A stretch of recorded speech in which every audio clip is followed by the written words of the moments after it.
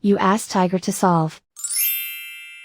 This deals with linear equations with one unknown. The final result is p equals -8. Let's solve it step by step. Simplify the expression. Combine the fractions.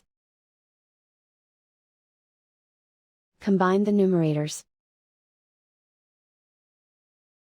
Find the greatest common factor of the numerator and denominator. Factor out and cancel the greatest common factor.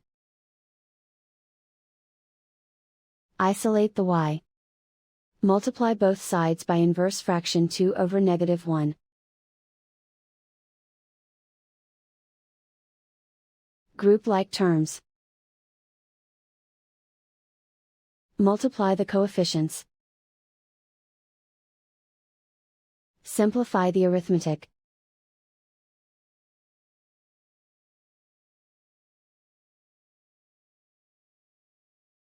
And so the final result is p equals -8.